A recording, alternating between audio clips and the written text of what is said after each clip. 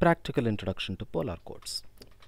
In the last three parts, we have discussed several basics of polar codes, some brief introduction to polar codes, and then we discussed the construction of polar codes, and then we discussed the encoding part of polar codes. Now we are going to discuss the remaining most exciting part of polar codes, namely the decoding of polar codes. So as I was saying, there are the three main blocks are code construction, encoding, and decoding, and we are going to see decoding. Yeah. So what is decoder? So this is very exciting because the decoder is something very simple, which is called successive cancellation decoding, in short SCD. So this is a very fundamental and simple decoder that is proposed as a recursive algorithm back in Riken's paper. So this is even though this is like a plain vanilla decoder, this is known to have relatively, though it has an impressive performance for its complexity, it is inferior to other decoders. Therefore people have improved upon it, but all the time understanding this decoder is very critical, because this is going to be a fundamental block for those advanced and more efficient decoders. So in that way, without learning successive cancellation decoding, polar codes are not complete at all. So successive cancellation decoding is a very simple algorithm in the sense that it is a simple tree search. It's a greedy tree search because in the traditional literature of coding theory, decoding can be described as a tree search. So we have 2 power k possible code words. Essentially that is a path that can be traversed in a tree that has 2 power k leaves. Now we have a similar tree for any linear code, and now we have a polar code which is also linear. So here, instead of searching the binary tree in the most exhaustive way, what we essentially do is going in a greedy fashion by selecting one good link every time, but still we achieve capacity achieving performance asymptotically. That is the impressive part of these polar codes. So successive cancellation decoding, which is a greedy algorithm which will get you the best ever thing that you can ever get. That is the impressive part. So this is also a two-way recursive algorithm.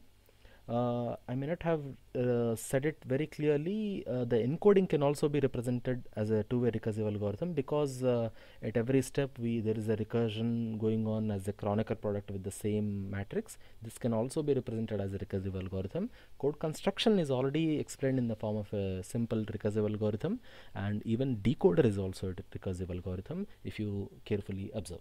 So that's a two-way recursive algorithm again. So it takes n likelihoods as an input, which are essentially the likelihoods of the received symbols as it is.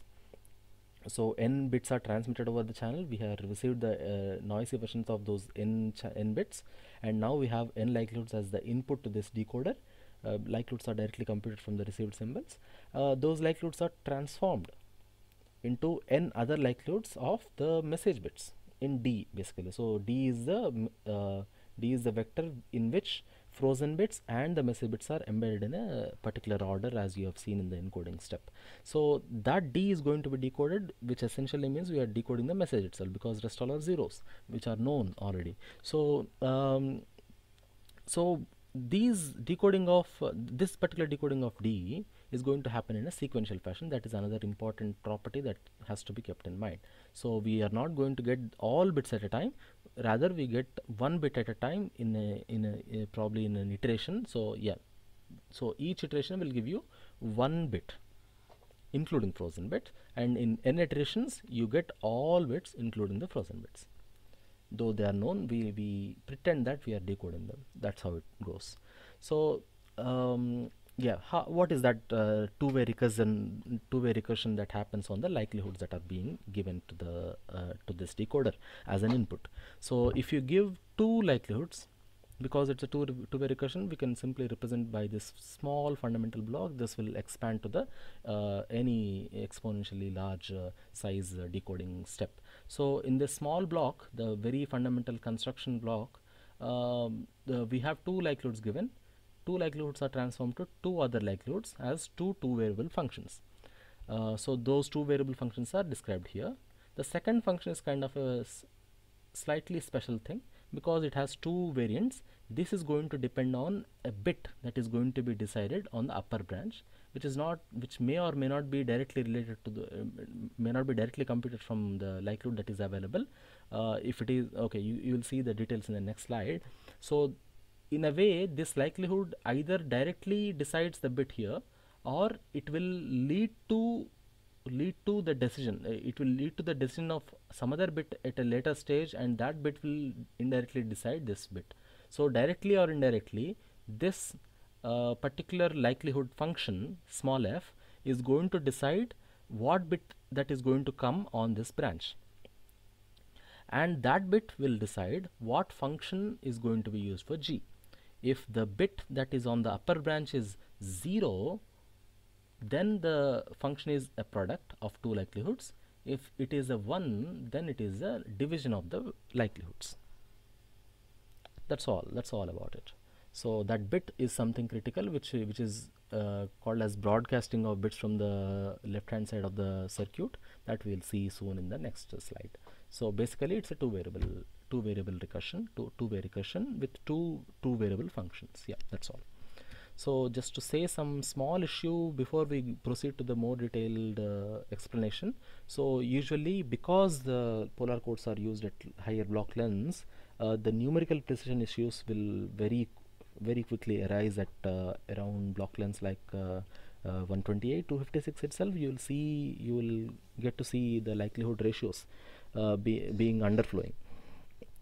So those likelihood ratios are not directly usable. So just use log domain calculations in that sense to avoid the underflow. That is what is usually suggested. So in general, log likelihoods are always preferable because of some explicit hardware reasons or computational advantage reasons or anything.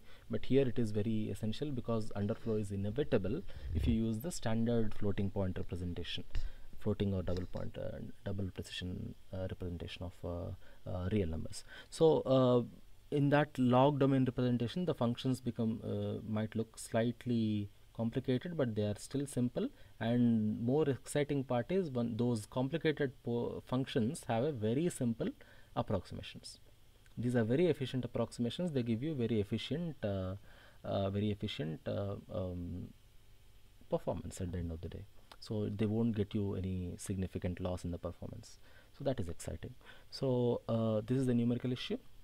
So just assume that though we explain for brevity, we use only linear domain formulas, but in general, in a program or in a real-time implementation, it is always preferable to use log domain values and log domain formulas. It's a simple, straightforward calculations. So what is happening? Here is a very fundamental block before we get to the details of actually this slide will explain you the critical component of decoding, and this is pretty much covers the main part of the decoder. So assume that there is a computational tree. So you have capital N number of likelihoods lying at one end of the circuit. They can be converted sequentially to n by 2 values in the first stage, and then they can be converted to n by 4 values in the next stage, and so on till you get a unique value. And this is what I call as a computational tree. So this is a tree of computations which will get you a unique value at the end of the day. So only variant that is going to happen is what operation are you using to obtain one value from two values. So each pair of values is generating a unique value, and eventually you get only one value from out of even though you started with capital N number of values.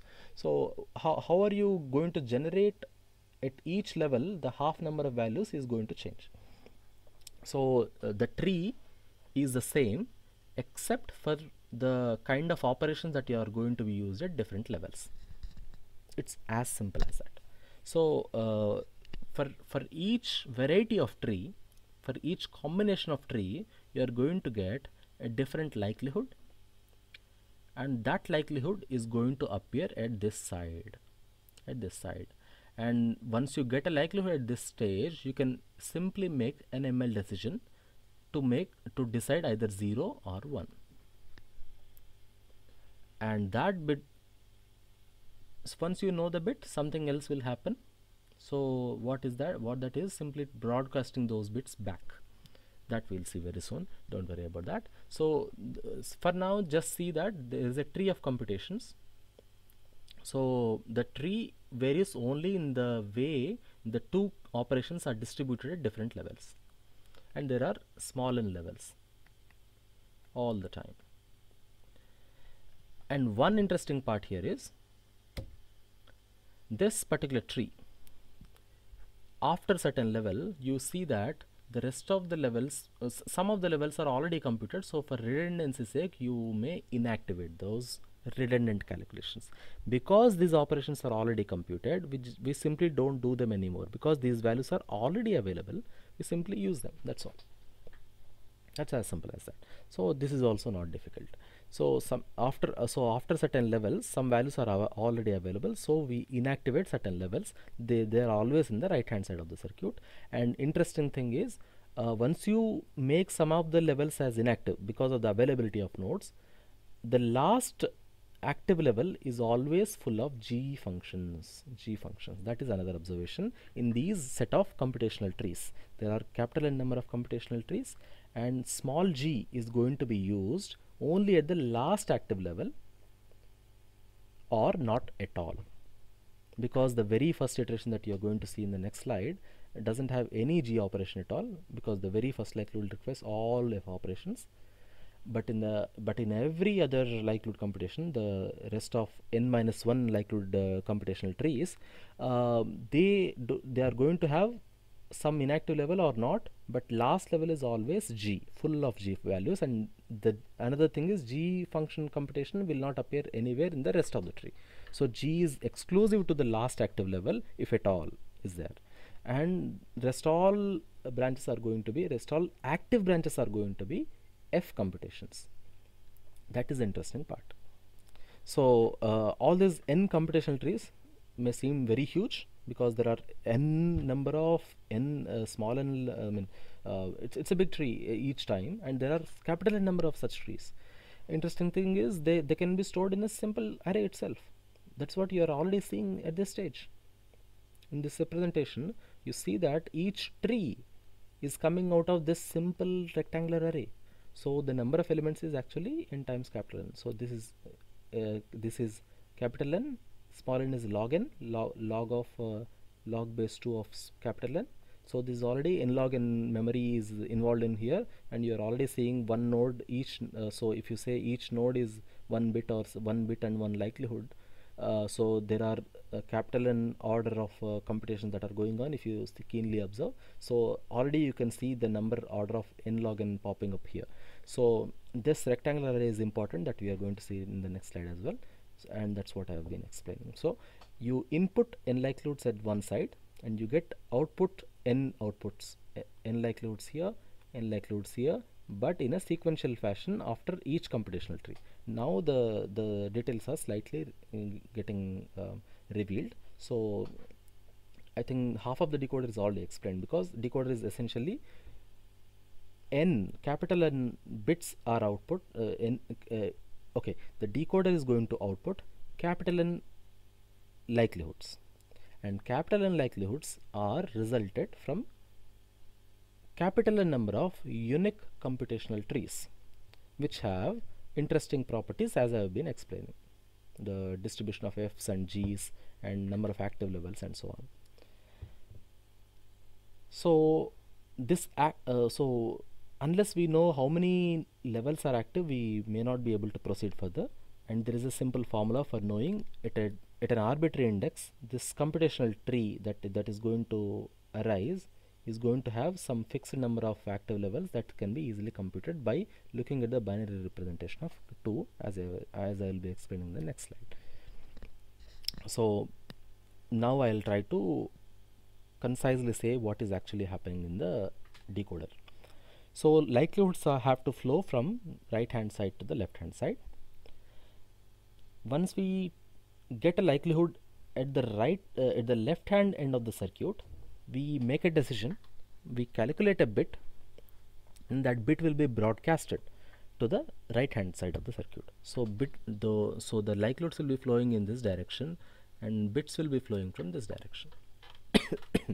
Excuse me. So yeah, so you are already seeing the flow of the values. Now we'll see how these this computational trees will go ahead. So one interesting formula. So if you are taking a particular tree, the root is going to have certain index. That root node index will decide how many active levels are going to be there. It is simply number of consecutive zeros in binary I starting from MSB. For example, zeros binary representation is all zeros, 3 zeros. It has from MSB onwards 3 consecutive zeros. Therefore, you are going to have 3 plus 1 if at all possible. So 4, at most 4, 4 active levels, because the tree is always 3 level 1, level 2, level 3. Level 1, level 2, level 3, 3 levels of active levels are possible. Oh sorry, so this is level 1, this is level 2, and this is level 3. So there are only 3 levels that are possible. So 4 means we have full 3 active levels. Okay, hopefully that is not very confusing to you. Let's take another example. So if you take index 4, the 4 index can be represented as 1 0 0 in 3-bit representation. There are no consecutive zeros from MSB onwards. Therefore 0 number of consecutive zeros plus 1. So the tree that is going to be rooted at 4 will have only one level of active tree, that you will see very soon. So this is the computation. If it is 0 1 0, then there is one consecutive zero from MSB. Therefore there are going to be 2 active levels. This is the computation. That's all I'm saying. In case it is exceeding 3, you truncate it to n. That's what this statement is saying, because it doesn't make sense to have 4 active levels, because the maximum number of levels is only 3. This is not a level. So this is the level, because you have to take 2 values and compute to 1. This is one level. So if you take it this is one level, and then this is another level, and this is another level. I mean, just the proper noting of stages. And decisions are only made at the root level. So let's see what happens in the next level. Once we have made a decision at this stage, or 0 or 1 or 1, so that bit decision will be stored at this node, and because these 2 likelihoods are already available and this bit index is decision is also available, this particular node can be computed using function g, because it's a lower branch. This is going to use the function g, because even this bit is also available now. So this function can be fully computed by using these 2 as a product or a division. So now you have a bit here as well. So these bits now will be broadcasted to these nodes. So as a result of past 2 iterations, we have a bit here B0, we have a bit at 4 B4, and these bits are broadcasted to this level, that is B0 XOR B4. This is B4 as it is. So that's how bits are flowing from the left hand side to the right hand side.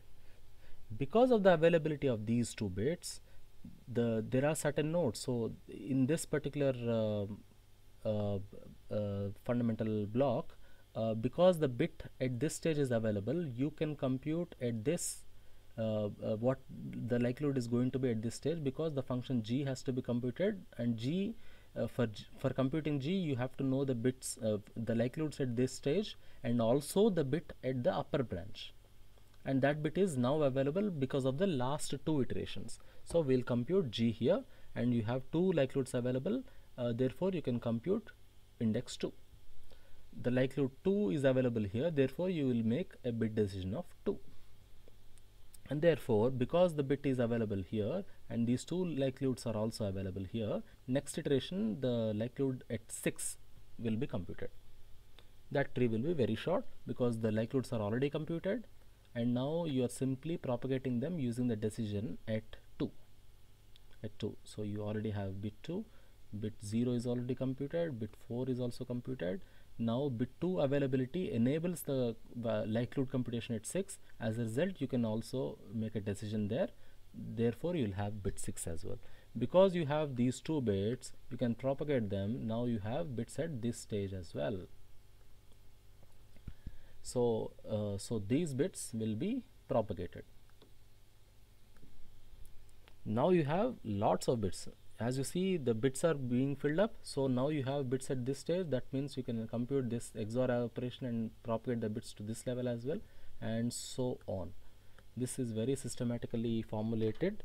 Even though that might look slightly random, because you may not be able to say what bit will come after a certain index unless you see the picture and observe this particular unit circuit. It may not be clear to you after a certain index what index will come. So that is also been resolved. All this order of indices that is happening on the left hand side is simply the bit reversed indexing linear order. That is the bit reversed order, as I was saying here. So which means the natural order usually expected is 0, 1, 2, 3, 4 and so on up to 7. Just take the bit reversed versions. 0, 4, sorry, this is 4, and then 2 becomes 2 because 0, 1, 0 even after reversing will be 0, 0, 1, 0. 3 will become 6, 4 will become 1, and 7 will remain as 7. So this is the order that is exactly going to be followed on the left hand side circuit. So this is kind of very easy because the depth of the active tree is also known and so on. Actually you can program it in a very efficient fashion, so don't worry about the computational complexity of searching or anything. Searching is a very poor implementation if you had to do really, because there is a highly structured computations that are going on in the circuit. You have to understand where these XORs and all, and you can simply write a simple computer program, or you can refer to the reference implementation that I have provided in my code base. I was using a very efficient implementation of that. You can think of that in your spare time. So it's a very efficient implementation worth pursuing if you want to really pursue polar codes in a detailed fashion. Otherwise you can simply take the module that I have provided and use it for decoding some longer block lengths of codes.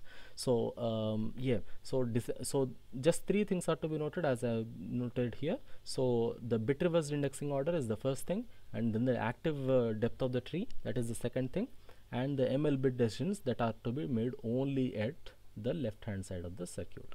They have to be broadcasted to the rest of the circuit, but not made. I mean, once you know the likelihood, immediately you should not make a decision at the rest of the nodes unless it is the left hand end of the circuit. So so you have seen pretty much what is happening. So the number of computational trees finally fill it up, and at the end of the decoding you have every node with an available bit. That means you know the full circuit, also the bits at the left hand end of the circuit, which is essentially D itself, including the frozen bits. One thing I have not mentioned is, so whenever you have a likelihood computed at a particular index, if it is frozen, then you force the decision to be 0, but not make a decision using the likelihood. So irrespective of the likelihood, just take the frozen bit if it is a frozen bit index. Otherwise you make an ML decision. So this ML bit decision is made only at the root, and also and only at an information bit index.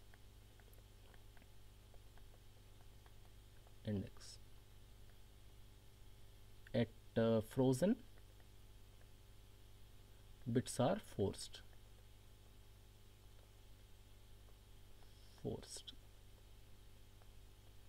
So even if you broadcast, the forced decisions are broadcasted. That is very important because that is the critical element of the performance. So that's the end of this thing. So just I mean, if you don't bother about the details, you can simply take this code. So just simulate some AWGN channel, then you take this simple statement and that will decode for you. And you can just compare whether the decoded symbol is exactly same as the message even after adding noise, just by using this small code. And the code base is completely available at this link. So let's see. So we have seen, I think we have finished the encoding decoding blocks. So let's see some performance plots. So just to remove your trouble of writing another code for just plotting some things, I have also provided I mean the code base that I have provided also includes a plot PC command which will essentially plot the thing and return some good stuff as well. So after you initialize properly, these values will be fed into this function as an argument, and this function will call init PC, which will run the construction part, and then it will get ready the encoder and decoder, and then it will also run the encoder decoder for a thousands of symbols, and then plot the error curves and for you. So that will be as simple as this. So once you run that command, it is very simple. It will give you the frame error rate and the bit error rate in a very simple, efficient fashion. So this last argument might be interesting for you. I mean this is not very critical. So it just says don't print too much of output. I said don't print too much of output except the very essential parts. So this is what is required. That's all. So what will happen as a result of using these polar codes? So this is something of very critical for anyone who is interested in polar codes and want to use them in practice. So if you use the plain vanilla successive cancellation decoder, if you use as high block length as 64,000 block length, so okay, let me show you what are these curves first. So these 4 curves are the polar coding curves. These are polar coding curves. These are the fundamental bounds, theoretical bounds that are possible for certain codes. So this is the fundamental limit for 1000 length code, linear code, and this is for 64,000 block length code. This is for any length linear code or block code. This limit cannot be broken. This is the fundamental Shannon capacity, the Shannon wall. And these are the Shannon wall kind of the analogous Shannon walls for those block length, the so-called finite block length capacity results that are found by Yuri Polyansky in a very recent PhD thesis. Interested readers can refer to this paper. But basically these 3 curves are fundamental bounds which cannot be broken at those block lengths or ultimately. So so even though the polar codes are using a very menial complexity simple decoder, they are pretty impressive in terms of their performance because they are very close to 1.5 dB, which is actually big these days because of the advent of LDPC codes which are pretty close to capacity. But this decoder is very simple.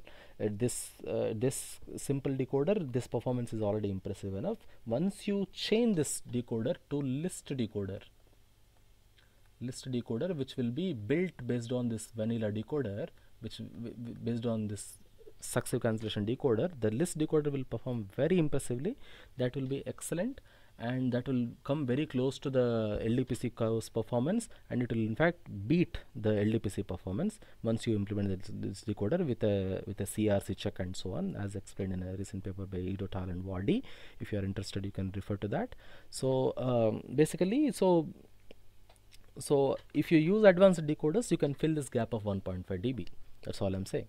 So the gap is significant for this decoder, but if you are concerned about complexity, probably this is something very worth pursuing. This is at rate 0.5.